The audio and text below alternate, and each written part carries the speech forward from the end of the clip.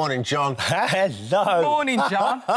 What was that mimicry? Well, it's karaoke, really, isn't it? We were looking at it and went when we looked at it this morning, we went, God, it does make you want to watch it, though. That's the thing. So does it? I think that's because the reality is ever so much more important than this pile of nonsense. I mean, the first time I heard about this was January the 4th, 21. Was an email from their manager saying that they wanted me to agree to the publishing rights, which we naturally asked for what? Yeah. Yeah.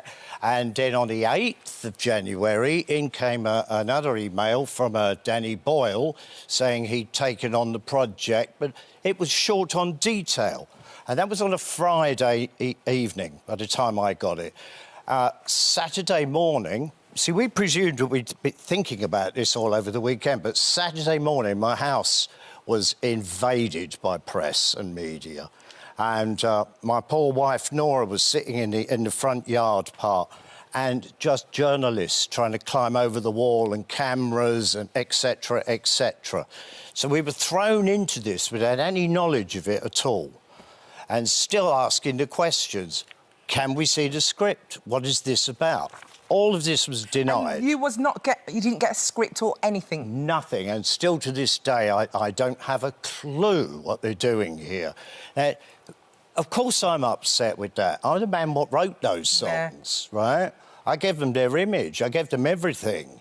And they've done this rather snidey kind of piece of work behind my back. Do you think, had they in your words... I think if the Disney company wasn't behind them, they wouldn't have behaved this way. Do you think if they'd have just reached out a bit earlier and a bit more well, that would make sense, wouldn't it? Collaborative process, yeah. Do you think you... Oh, willingly. More of a chance you get on board with Absolutely, willingly. But the decision was made between Disney, Universal Records, their management, and them. To exclude me, and they went all out to do that, because almost immediately after those emails, in came the affidavits from Paul and Steve, who told me they were taking me to court for not giving my rights. Now, I never denied my rights to them. Yeah. All right? That was Warner Chappell, the publishing company. Yeah. They withheld because they thought this was a little on the suspect side. I suppose... I'm slammed into a ridiculous court case. Yeah. And a decision by them was made to do all of this some years prior. So they kept this a secret from me for an awful long time. It does seem really unfair that they kept this from you. And the fact that you actually went up against Disney, I mean, who's going to win against big money like that? It's not going to be you. You know it, all right? But I had to stand for my rights. Is there anything in your heart that might watch it and just to see what it's about? Well, I have to, because it's about me. Yeah. It excludes me.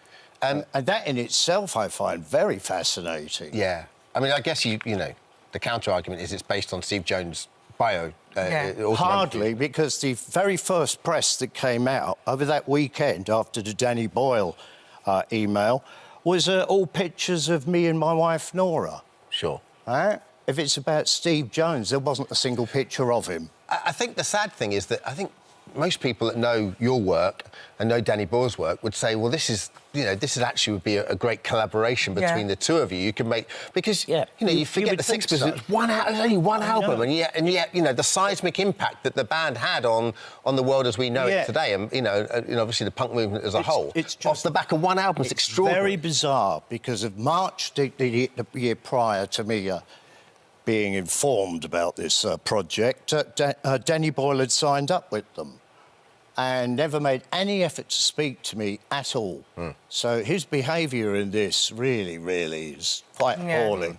It seems like a gargantuan effort to deny that I really do exist. How would you like And rather than deal with me, they've gone into this fakery. Yeah. Now, by not showing me the script, that tells me secrecy, and secrecy to me implies lies. And there was a situation prior to this where I had a very, serious confrontation with the band, and it was over a series called The Crown. And in that, again, as per usual, we asked to see the script, and The Crown were good enough to supply the script.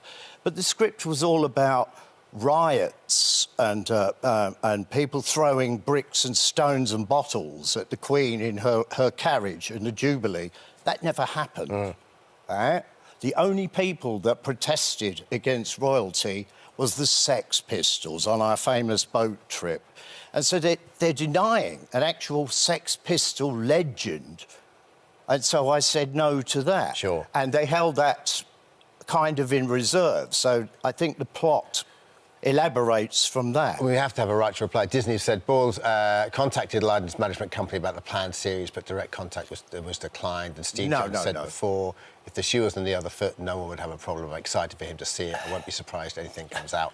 I'm just excited. Also, Danny Boyle has previously said, I love Lydon for what he does, and I don't want him to like it. I think that he has an absolute right. Why would you change the habit of a lifetime? That's what Danny Boyle says. Oh, you...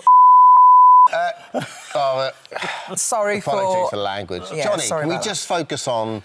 Focus on Johnny. Well, this is it. Can we focus on what you're doing now and the music you're still performing and the anger and the passion is still there? Oh, yeah. So tell us a little about Public Image Limited. You're touring a lot and you're doing a lot, but at the same time, a lot of this is to fund your wife's Alzheimer's as well, is that right? Yeah, well, I'm connected to an Alzheimer's organisation called Spitz. I did an NFT drawing, which was cut up into 100 different sections, physically cut up, and each one of them go out independently. And the picture will be eventually made if they all combine with each other. 5% of that off the top goes into this Alzheimer's organisation. And what that's doing is bringing music to the health centres and the daycare and the night care and all of that. And I know this from experience with my lovely wife, that music really, really helps. It brings you back, doesn't it? It's so soothing. Yeah, Nora's suffering really badly with Alzheimer's. And comedy and music work wonders with them. It gets the brain firing. So can you imagine, like, I turn up at an Alzheimer's centre and I play on the Joanna, Anarchy done properly. I mean, that's going to be hilarious. I bet they just love it, though, don't they? Yeah. And Johnny, do you still love performing as much as you ever have done? Do you still have the passion and the I love fire? it. I mean, because of COVID, this tour that we're now doing under Public Image Limited was held back. And so my timing has been because of outside influences. But my obligation was always to do this tour. Yeah. And I never, ever let anyone down on my obligations. Yes. Johnny, it's great to have you. I'm true to my word. Good. It's great to chat to you. It's lovely to see you. Thank you so much for joining us. PA is currently on tour, Public Image Limited. By the way, I'll tell you who should have directed that, Pistols. Ricky Gervais.